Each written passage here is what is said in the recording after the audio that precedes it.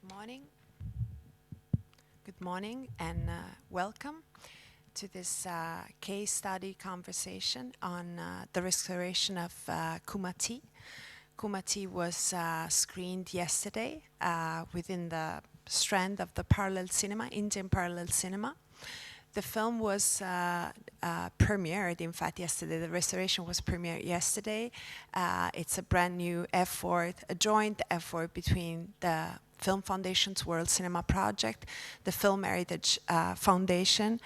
The film was supported by the Material World Foundation, and obviously it included a larger collaboration with the NFI, the National Film Archive in Pune, in India, and the family of Govindan Aravindan, and without all of them, this would have not been possible. So I'm very pleased and happy to have here today with us, for those who are here in the audience and for our friends and colleagues that couldn't make it to Bologna this year, and I hope they're following us. We send greetings in particular to the team of the Film Foundation, Margaret Botti, Jennifer Ann, Chris Merla, because these projects are incredibly complex, and without their commitment, continued commitment, it would be impossible to do so. But I'm very happy to have, even just remotely, Shivendra Singh Dungarpur, who's the founder and chair of the Film Heritage Foundation,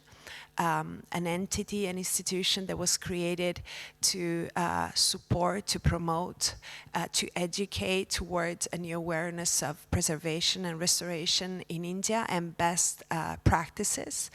Shivendra has really changed, Shivendra and his team, he has a fabulous team, changed the landscape of what is possible to do in India these days in terms of projects, in terms of accessing information because of his network with copyright holder. Shivendra was a student of the film school in Pune, the same film school in Pune we've been talking about this week in reference to the filmmakers of the parallel cinema. So he has his own mentors. He had the opportunity to meet a number of filmmakers. His mentor was P.K. Nair, that we had the honor of having here, that's been the director of the National Film Archive in Pune. I also would like to take the opportunity to remember Kivan Divar, who's been an archivist at the National Film Archive in Pune and unfortunately passed away this week. But I'm also really thrilled and honored to have here Ramu Aravindan. Ramu is the son of Aravindan, but he's also a photographer and a designer of his own. His input in the restoration project has been really extremely valuable. So I would like to maybe leave the floor to Shivendra for a few words on how this film came about, and maybe also what other projects we have on Aravindan's work, and just to frame this project and why this came about. Thanks a lot, Cecilia, once again for all the wonderful words. I think you give me more due than I deserve, but you're a dear friend, and we go back so many years, and I know that you understand how it is to work in this part of the world. I mean, you're one of the, I only know of you that when you have to work in Asia, and especially in India, it's always challenging.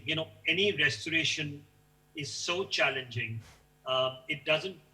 You just don't decide a film and it happens overnight, or you get the elements. So when we talk about Kumati, I think it goes back to my days at the Institute when I first saw Kumati. And, first of all, a filmmaker of the stature of G. Aravindan, who I personally, I want to tell you what I personally feel about him. India's had, I keep saying we make films in 55 languages, and there are about 10 film industries. And Kerala, which is the industry, which is the Malayalam film industry, where G. Aravindan was making his films, he was very underrated as compared to a lot of other filmmakers who came from there, because they got a better platform or the kind of personality G. Aravindan is. When you speak to people who have worked with G. Aravindan, he was this large tree who allowed everyone to grow with him. You know, he was you know, everybody talks about him with such fondness, and so much so that when I was a student at the institute, I had a lot of camera students who were from Kerala, and they would keep telling me this interesting thing that whenever I used to say action and cut, they used to say, Shivendra, don't say that. Do what Arvindan used to do. He never used to say cut. He used to go and touch you from the back, the cameraman from the back. That means you cut now, you know? And it is something which just speaks about the man, that you would never hear him on the set. Everything was so organic. Everything was, he was actually, Kumati was made on a budget of 1 lakh, you know, Indian rupees. It's unimaginable to make a film like that. And you can make out that he was such an important part of the Indian New Wave. He changed the narrative style of that time. And when I saw Kumati for the very first time, I was so bold. I just couldn't imagine that such a beautiful film, such a poetic. Arvindan is known for his poetry, his work with mythology, his work with music. He's a cartoonist, you know, and interestingly that he worked as a revenue officer, he worked with the rubber plantations, he worked in several levels. So filmmaking was not what he started off as. He sort of grew into it because he had so many sort of interests, but highly underrated till the Japanese discovered him. And Tadao Sato went crazy about Kumati. He took his films, and that's why you find a lot of Arvindan films in Japan and Fukuoka and everywhere. But to me, I think with the great Satyajit Ray or Ritwik Khatak, one director who I felt should have been right there is Arvindan. And I'm very thankful again to Cineteca di Bologna and to the Film Foundation to finally, we're going to get an opportunity to rediscover Arvindan and give him that stature, what he really deserves. With not only Kumati, but straight after Kumati, we are restoring Thampu, which is produced in 78, and Kumati was 79. Kumati began actually 2 years ago when I was speaking to Beena Paul of the Kerala Film Festival, and she said, why don't you restore these two great masters, John Ibrahim and Arvindan? And at that point, the journey was not that straight. We had to find the elements. And then we got in touch with Cecilia, then the Film Foundation. And it's been the effort of 2 years of finally getting those two prints, which I would say were not in the best of elements. You know, Cecilia, you can put a light to the elements which you received back in Bologna, and the effort to restore this beautiful film, Kumati, has been most challenging, but it's something very personal for me. It's sort of emotional, it's personal, it's something which reconnects me to my days at the Institute. And somewhere, this restoration and more, and also with Thampu, you literally start feeling that you've been part of this great master's journey, you know? And I can't tell you, the joy and the emotion it's given me has been tremendous. So, you know, I don't want to speak more. I would like Ramu, because we've gone through a lot of interesting journey through Ramu. And in fact, Ramu and I have been speaking, I don't know for how long, on when we restore, what would happen. And I think I'll give the floor to Ramu. But for us at the Film Heritage Foundation, we are very, very proud to be associated. And may we have another challenging film like Thampu back, so at least people can now view Thampu and Kumati, two of his most important works, which really changed the whole way of narrating films in Malayalam cinema and in Indian parallel cinema. Well, before giving the floor to Ramu, thank you so much, Shivendra. I wanted to tell you, because you weren't here today, unfortunately, that yesterday after the screening, people came out of the screen, like a good 100 and some people. You know, we were observing protocol for distancing, so our Arlecchino Theater with the whole parallel strand, it's not at its full capacity.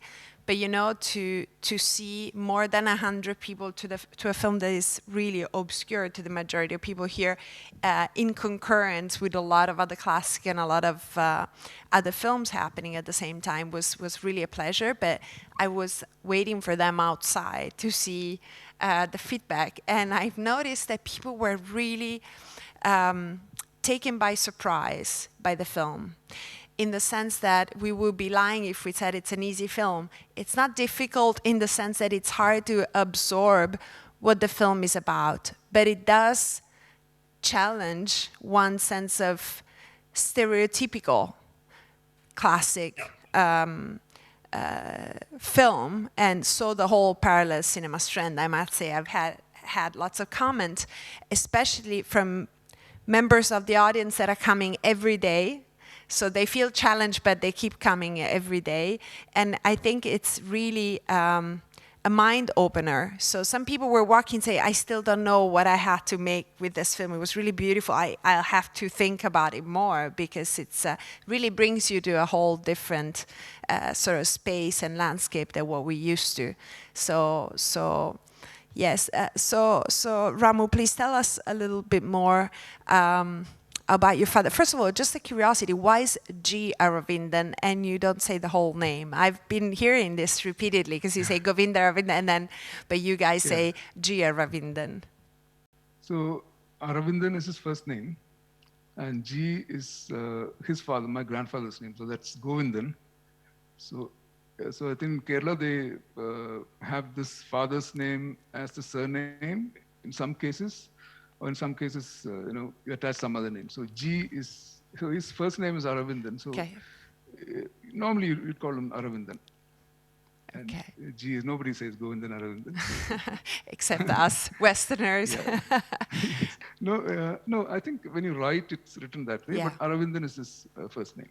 Okay. So anyway, thanks so much, Chichlia and Shivendra, and all the other people who were involved, including, I must say, Shaji, the cinematographer who was involved, also the producer. And I clearly remember this incident when Shivendra had, I think he said 2 years. I remember it as almost 3 years, actually. And maybe longer. He's been pursuing it tirelessly through all sorts of difficulties. So I remember after Shivendra called me, I called the producer, whose main business is not filmmaking. They have produced many films as part of helping filmmakers and as part of their interest in art. But I must say that when I spoke to him, and he was quite senior when I spoke to him just 3 years back, he told me something very moving. He said that I don't expect any financial returns from this project. As long as his work gets shown around even more, that's more than enough for me. So that's very rare, and it was fantastic to hear that. So I think I'll probably introduce my father a little bit, and maybe show some pictures from his cartoons. Please. So, and maybe a little bit talk about Kumati and the bits of the restoration, the color correction bit. So I'm going to share the screen, and also just welcome everybody, and so happy to be here from my side. Just give me a second.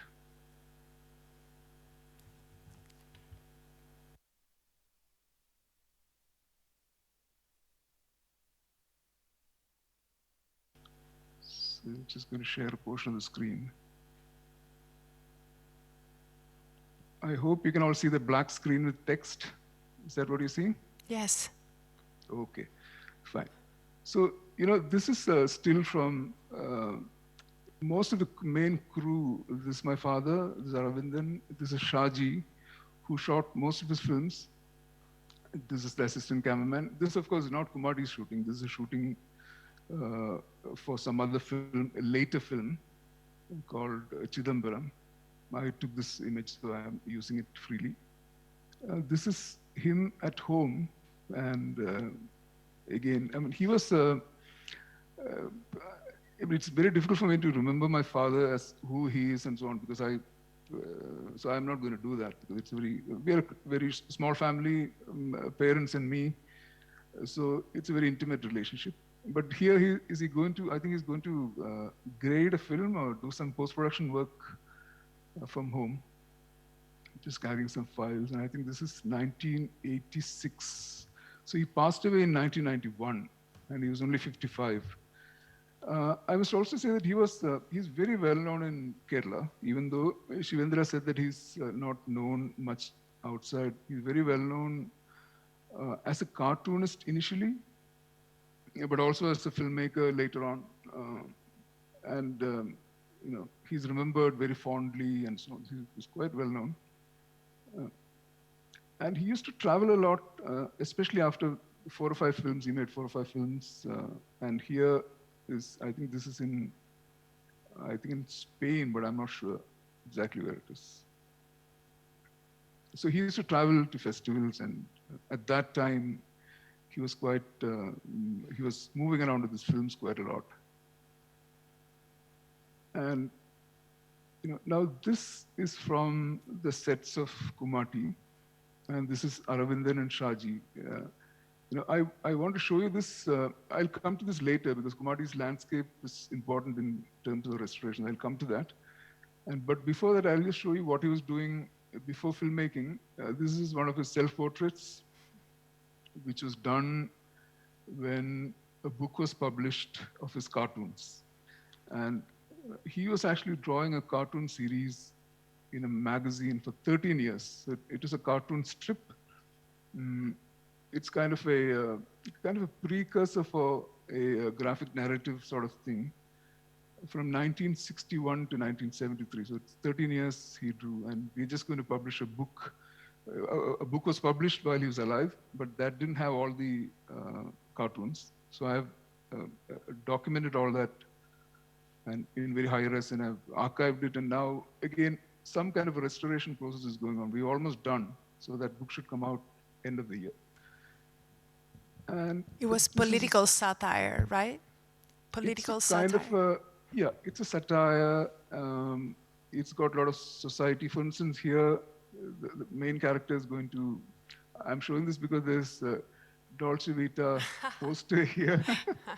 So the main character is going to a city, and then he's having a good time, and then the poster of Dolce Vita is there.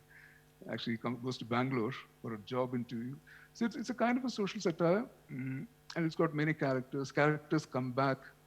It's also very humanistic sort of a strip.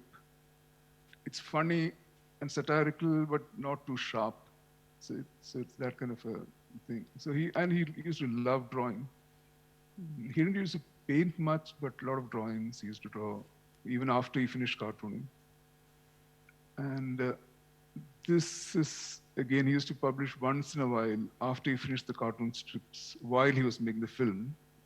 So this is one of those strips that he used to publish in a magazine, maybe a couple of times a year. Okay, so from there, now I'll move on to Kumati because I don't know whether the audience have seen the film. I suppose they've seen the film. And so I'll just introduce them a little bit to the geographical location. Might be interesting for them. So here, this is still from Kumati. In fact, from one of the restoration, the footage, I've just grabbed it. So this is not a typical landscape of this region of Kerala, where the Malayalam language and the Kerala region. It's not a typical landscape because it's got very broad grasslands, and it's also got valleys. It's a kind of a low rising hills. So just so that all of you know, this is where it was shot. So that's India, just to contextualize it here. So this strip here is Kerala, and usually the landscape is more green and more valleys and more coconut trees, paddy fields, more greenery. I think they chose this location because this film had a slightly kind of a magical quality to it. And so actually they chose something a little bit different, chose something with flat grasslands, and you can see the hills at a distance. And also the valleys, also the greenery and all that. So I have a feeling that this here. So, it's at the foothills actually. It's a little bit on the foot. There's a red kind of a soil, the yellow grass, very colorful. And the sun rises in a very colorful way, sun sets in a very colorful way, and so on. So I think for the restoration, one of the things that was challenging was to get the colors correctly, or because the scanning was done from a film, a print, I mean, not the negative. The colors are lost, and Cecilia might talk about it later. I just wanted to touch upon it and say that, so this was a challenge, but the landscape that you see, the quality of the landscape, which is very much part of the film, comes from this atypical Kerala landscape, rather than, it's a better way to understand it than think that it's a typical Kerala landscape. It is not. So that's the reason why you see these very wide vistas without too many trees. It's actually more like the neighboring state or the neighboring province. So the whole thing happens there.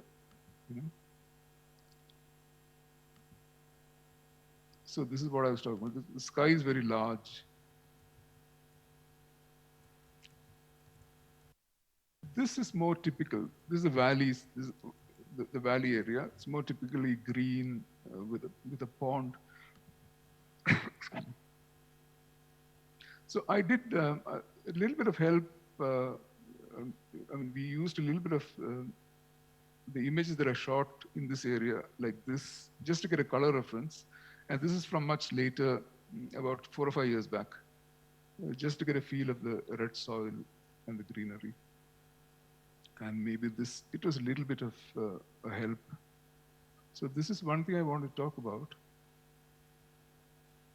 And the other thing is the sound quality or the sound content. We talk about the restoration, we're talking about images. I think Aravindan used to do a lot of work on sound, or wanted to at that time, with whatever is possible.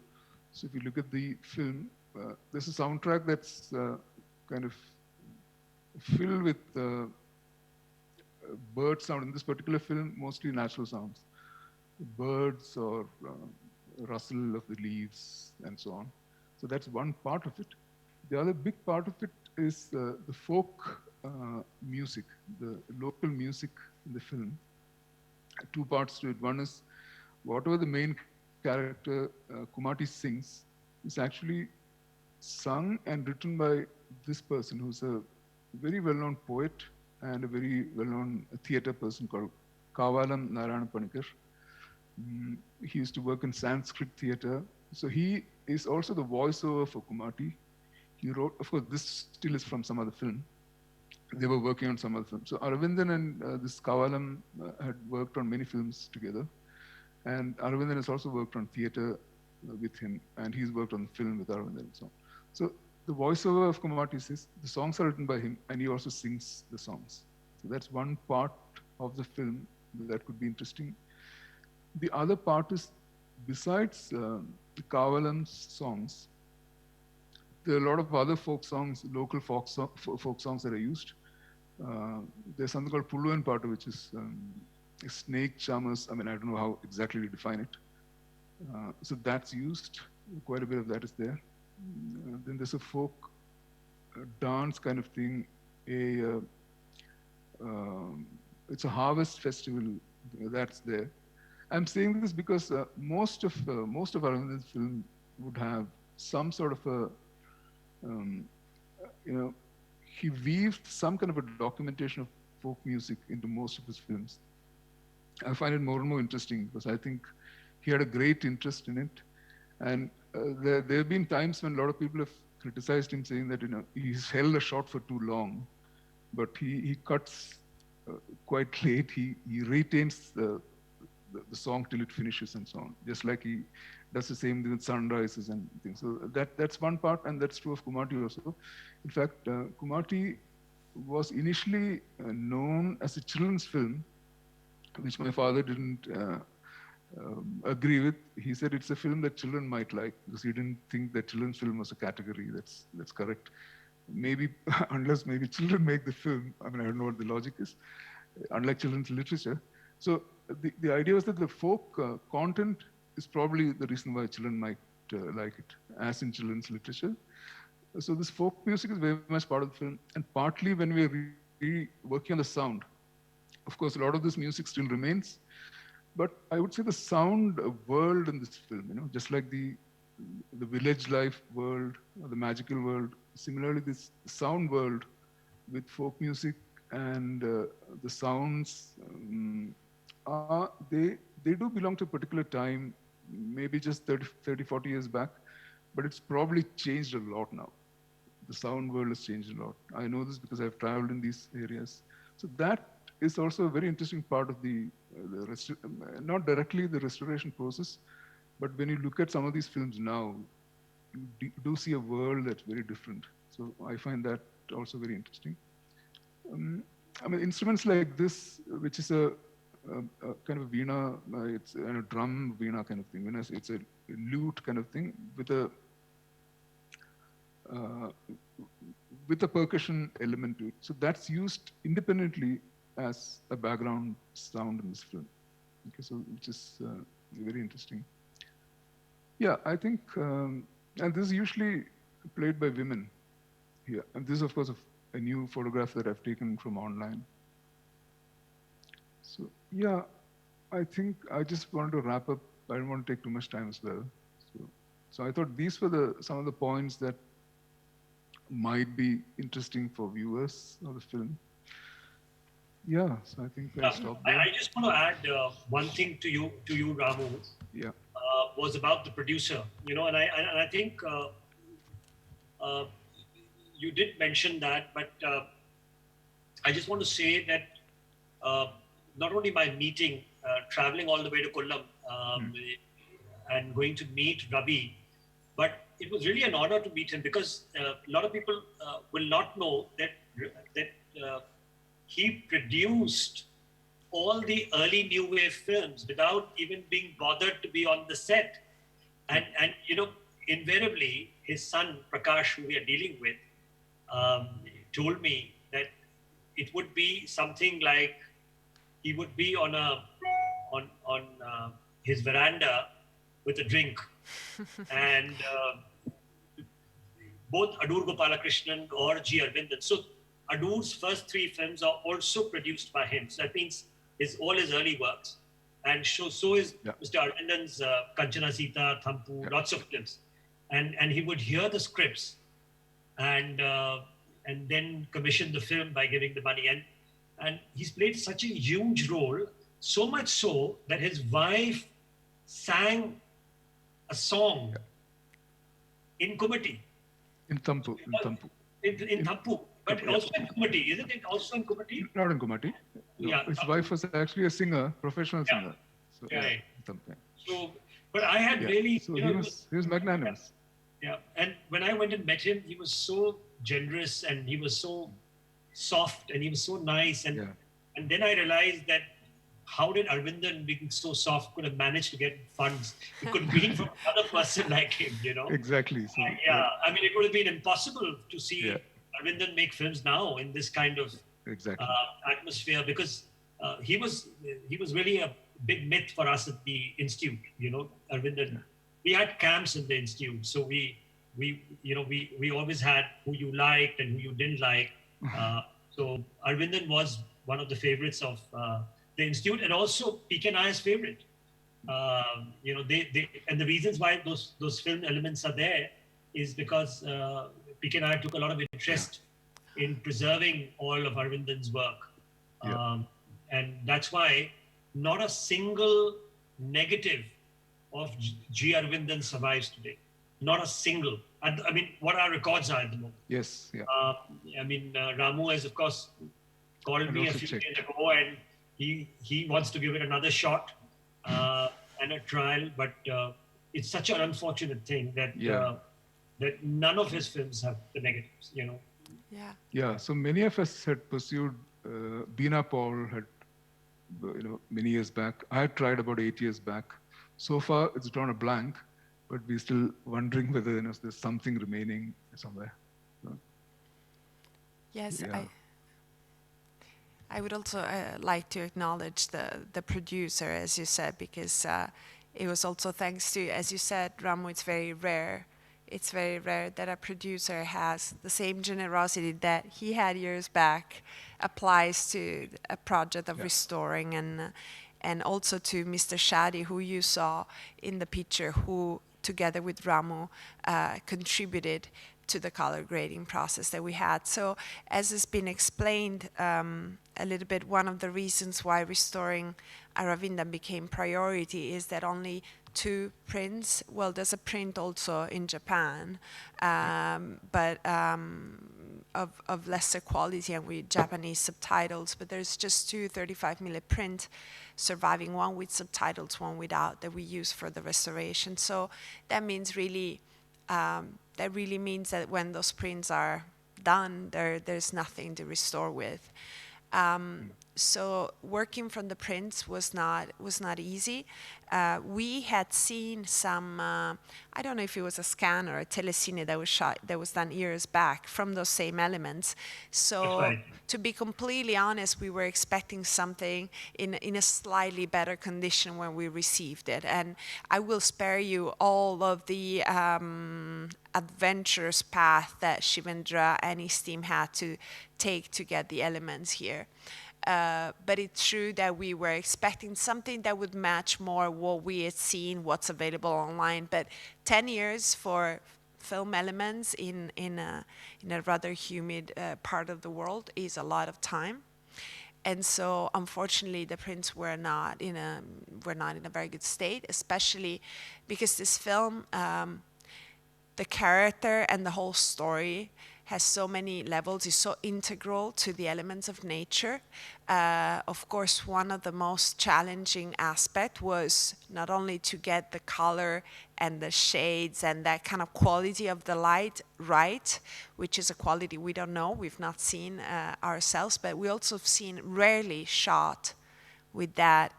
It's in such as nature in the film is obviously another character because everything is so integral to the nature. But also, it's very difficult to get the right colors and the right grading when you start from a 35mm print because the photographic information, the density, the depth of information you have, it's much more limited. So unless you want to create artifacts, so you want to push the technology to do something that technology shouldn't do on a film, you need to find a good balance in respecting what you have and trying to get as close as possible, knowing that to what the way the film was conceived or first seen and released, knowing that you have practical limitations. So it was because we knew that nature was such an important element of obviously to see the film magenta, to see the sky, the grass, everything was the same flat magenta. So it took a lot of effort. Also, the print had a very nasty green vertical line in the majority of reels. I don't remember if it was on 3 reels, but it took that a very, very long time to do that as well. So we are, what you've seen yesterday is definitely the restoration premiere, but we will try little by little in the following months to get even closer, if possible, to what the film was like. Clearly also doing color grading with people, with the expert, with Ramu and with Mr. Shadi from another continent and remotely. It's very different experience at doing it at a lab and live, so it's also a little more time consuming. But what I wanted to say is that, well, first of all, and I say this completely out of rhetoric, you imagine when we present the projects that the Film Foundation does, the World Cinema Project, it's like, okay, these films get restored. But you can imagine what it means for a foundation that's a non-profit foundation based in the US to trust these films, to trust films that are obscure, to invest money and time into really providing a new little corner of history of cinema where people can dive in and try to expand. So we're always very proud to be part of projects like this. Before we go a little more into the color grading, I wanted to ask you, this is a question that has been coming up throughout the week presenting the parallel cinema strand. And it goes back a little bit of one article that Omar Hamed wrote years ago. And the title of the article was, "Why Aren't We Talking About Parallel Cinema?" Now, letting alone what the new wave meant, but it seems to me that Aravinda was even more hard to label in a way. His career is so heterogeneous, being a painter, a musician, a filmmaker, a cartoonist. I feel and when I watch Tampu, which is the next film hopefully we're going to restore with the Film Heritage Foundation and with the Film Foundation, when I saw Tampu, I couldn't believe that Tampu was by the same filmmaker. So what really, with the limited availability we have of these films over here, almost none, but whatever Shivendra, who's our pusher for these films, sends, or whatever I can get to see, it always surprised me how diverse the palette of colors or of language, aesthetics, but also just filmmaking techniques, because Tampu is just very different from Kumati. So I just had two questions for Ramu and for Shivendra. The first is, what made Aravinda want to go to make cinema? Why did he decide to go into this medium? Was it a particular reason why he was moving from an expressive means to another, or was it just that he was such a 360-degree artist that he felt like he needed to express his vision, his aesthetics in all the fields? And the other is, do the new generations in India, new generations of filmgoers, because I know he was acclaimed and he was awarded at the Kerala Film Festival, he was vastly awarded, but what about the new generations now? Do the new generations there know these masters from the past? Yeah, I will just answer the parallel cinema part, and I think Ramu can answer that why his father got into this medium and thing. When you look at parallel cinema, I made a film on the Czech history, and I realized that Iji Menzel or Vera Shitilova, they were both part of the parallel movement, but they never made films which had anything to do with each other. I mean, you see Vera's film, or you see the other filmmakers during that time of the movement. I think in India, what really happened is that one is that you've spoken about diversity, but we just made films in so many regional languages. One is that. The other is the topography, the fact that Girish Kasarwali was making films in Karnataka. You saw Ghatashata that day. He was taking the social and the cultural aspects of what was happening around him, because in Karnataka at that time, there was a whole literary movement coming up, and there were great literary writers, and he wanted to adapt that. The Kerala had a very different topography. When Adur and Arvindan came in the 70s, they were dealing with a completely different kind. But or if you take filmmakers like Mani Kaul and Kumar Shani, again, they were trying to find different meanings in the form of narrative, or Mani was different than Mani was using time and space, while Kumar was trying to find a very different language. And then you had a whole lot of Hindi filmmakers who were making films in the new wave. Then you had the Calcutta people in Bengal who were deeply influenced by Ghatak and Ved, and they were divided. What invariably was happening was that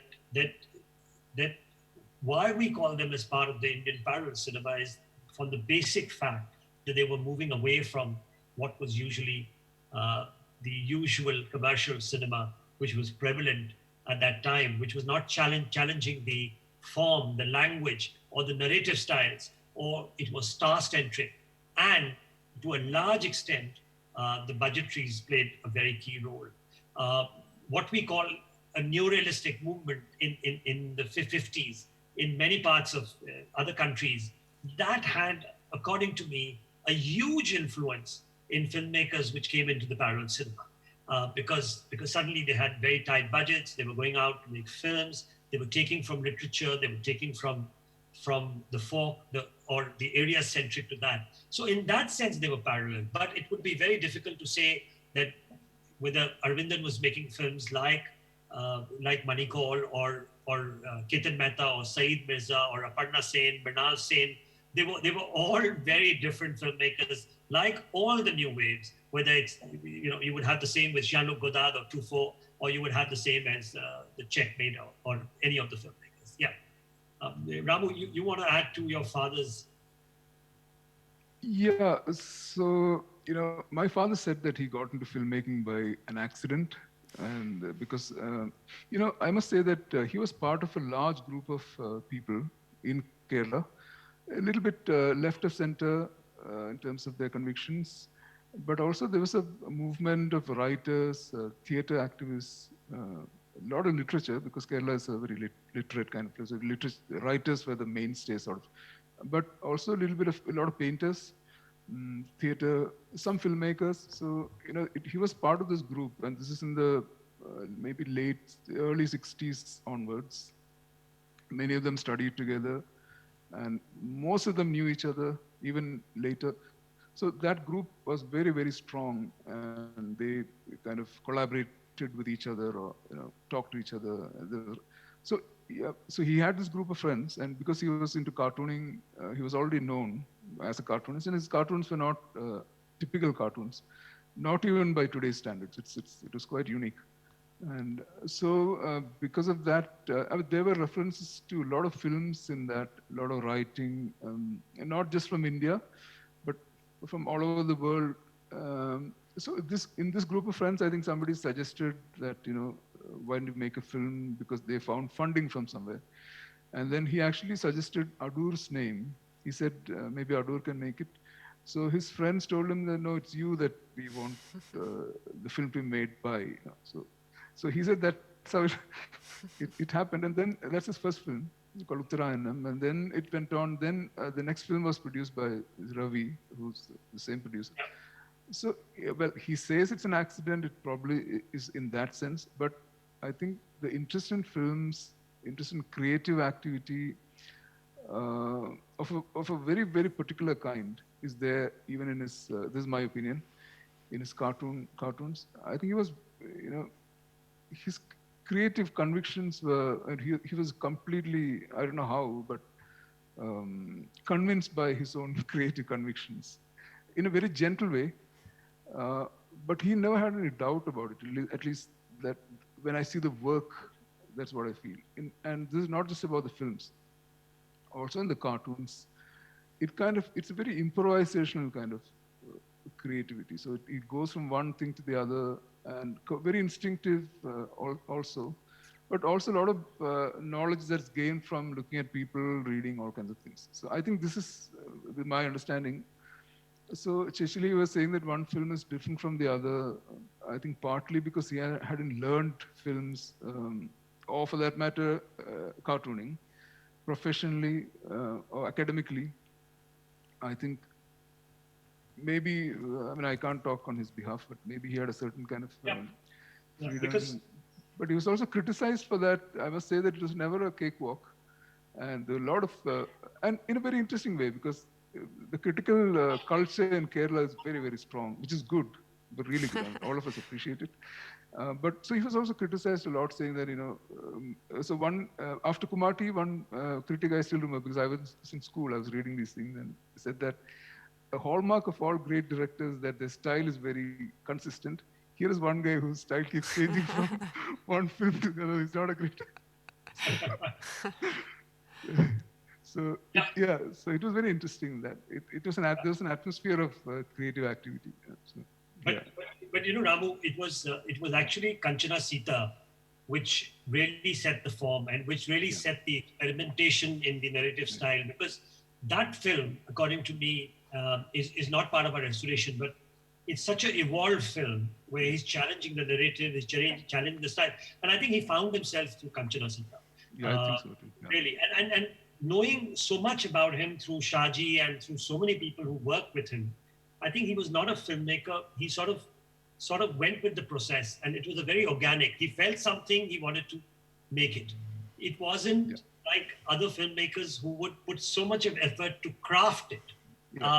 He would rather go there and go through the process. It was a very organic, and which is the most beautiful part of it. That the films, rather than he growing the film, it was the film growing within him, and it sort of gets produced. So I think that's the way I think he made his films. I mean, you know, and Chichi, about the relevance of today's time, quickly I want to just talk about it. That with Kumati and Thampu, and Ramu is totally right. He is huge in Kerala, but it's obviously not in the other parts of the world. One of the real reasons is that people haven't been able to watch his films in the correct way. Of course. And today, Kerala is going through a boom of very, very interesting filmmakers. It is really, in its real glory and height, back again. You have a lot of good stuff happening, good filmmakers, and he is so much, you know, they consider him, but now with the restoration of Thampu and Kumati, it would be able to give, you know, the generation which has not watched him, who's only heard of him. And there's a tendency for our generations and generations to go that we just go with the word, oh, he's great. So we just, you know, sort of move with that tradition. But I think it will give them an opportunity. And I think what better opportunity that Kumati and Thampu are so contemporary today when I look at it. Thank God for his styles, which are so different, that we'll be able to see such varied films from such a beautiful and such a poetic master. And according to me, one of the great masters of Indian cinema. Yeah, I must say it's you know it's I can't tell you, it's amazing that it's getting restored in this way, rather than just a digitization, which is of course important just to at least something be there. But it's really amazing that so much of care is going into getting it back to whatever form. It's amazing actually. It's not just me. Who I've told this to my friends, many of whom are into creative things, they're all so happy about this. You know, it's an amazing thing. Well, imagine. So thank you so much. Well, thank you. But imagine, and thanks to my colleague of L'Immagine Ritrovata who do such a great job. But imagine, we were talking about, I was talking to a student a few days ago, and I was saying, imagine going inside a church where there's a fresco that has faded, right? We do restorations of paintings, of frescoes in our cities. Imagine going inside and saying, oh, this was red, okay, red. This was green, green, okay, done. Nobody would do that. Nobody would allow that. And I think it's really time to bring back where restoration in its root meaning came about, because film restoration is relatively young, and even the theory of film restoration is pretty young. But it draws, at least in Italy, it draws from the restoration of paintings and art, visual art from previous centuries. So the idea of trying to have a whole understanding of what was the color, what was the transparency of the, I don't know, of the color that you use, what was the shade, what was the contact, what was the church like. It's part of that work. It's always been part of the work. It's just, it's hard, strangely enough, to apply that to cinema, even though it seems to me a very close extension to painting and visual art. Cinema is clearly that. And I feel that in a way, this is just my own very personal point of view, I feel that the whole debate that there was at the very beginning of cinema, you know, whether cinema was just entertainment or cinema was a form of art, that got resolved with the masters like Chaplin. Like, for instance, in Italy, the first time that writers or intellectuals talked of cinema as a form of art was through Chaplin. In particular in Italy was through the Gold Rush. That was the sort of dividing film. This is, oh, well, okay. People like Pirandello even started saying, oh, well, this is not just entertainment, there's really art in it. So each country had probably their own breakthrough as to when cinema has become a form of art. I feel that with restoration, we have had a moment where restoration, nobody knew what it was and why it was necessary. Then there was a height of awareness and starting to move on the procedure. And I feel that now, with all the technology, we're back to a similar debate, like, we're just going to do this, as opposed to this is a work of art. We need to apply the same mindset that we apply when we restore art, visual art from other century to it. Then one, of course, doesn't always have the means to do that, And of course, one cannot restore everything. Preserving is much more important. But it is true that one can do things as they come with the funding allowed at the moment. But is it only through, your eyes, because you knew the film, or Mr. Shadi's eyes? It's really important and vital to have that kind of first-hand experience to get it right. I would like to see if there's any question from the audience.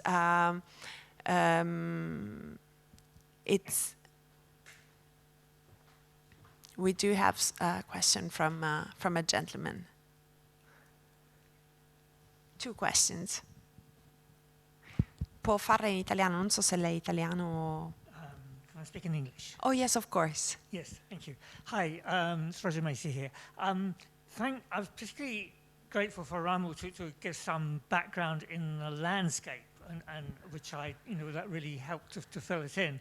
And when I could ask a little bit more about that, it's the first time I'd seen the film, and the landscape that Aravindan portrays. So there is no village. There is the houses where people live, and there is the school. Even when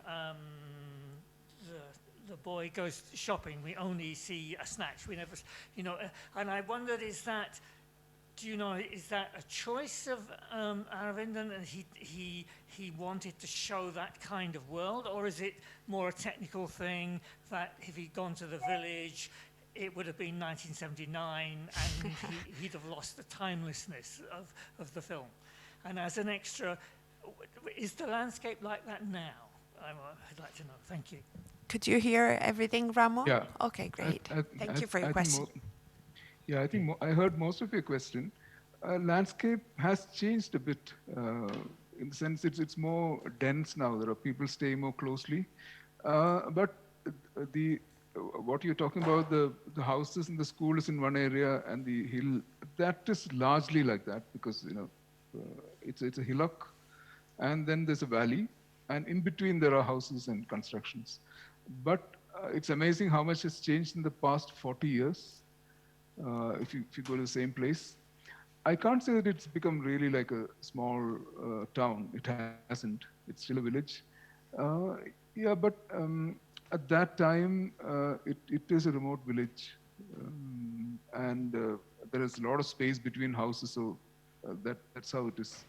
I'm not sure if I answered your question. The gentleman was also wondering why we do see houses, we do see a shop, we do see the school, but we do not perceive this housing as a proper village. So he was wondering whether he chose to film it that way because it would have been difficult and it would have looked like 1979, or if it was really like that. So the houses were sort of scattered, was sort of spread. Yeah. Houses would be spread, but I think since you're saying it this way, I think it's shown in isolation. If you actually document that place, it would be slightly different from how it is shown in the film. If you actually go and look at the place objectively, it'll be a little bit different. But yeah, there are spaces, for instance, the pond that they show with a temple nearby, there would be houses close to it. Where the child stays, that house, they'll be, that'll be in a little bit isolated. But it's partly how it is shot. That's not how it will be, actually, isn't it, Shivendra? Yeah, also the landscape is, so as you go down to south and compared to what Western India or North India is, where you will see a lot of cluster of houses, and it comes from a lot of economic backgrounds also, that in these kind of areas, you would have villagers owning a large portion of land around them. So there would be one house and then the land and then another house and another house like that. And then you would have what is called the center, which would be near the temple. There will be a banyan tree and a few houses around it, which they would all meet.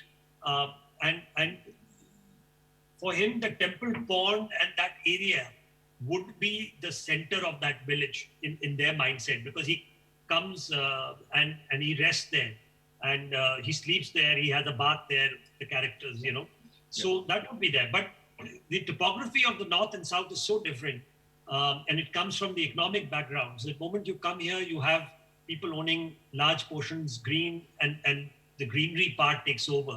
So everybody owns a little land and village. And I found this myself very interesting, because you don't have the same village as what you have in the north as opposed to south. But of course, here Arvindan has also used his way of looking at the film. Yeah. And it didn't really matter to him, or it didn't really, that he needed to show the entire village to sort of depict that. Yeah.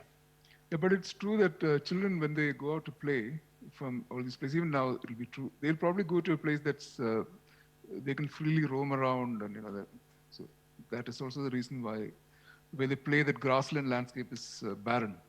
Yeah. The gentleman also had a question. There's no more time for questions. I'm sorry. I always go over time a little bit. So, but we're here. So if there's questions here, that we're happy to discuss, and our friends in India are all also closer than we think. So thank you so very much for being with us today.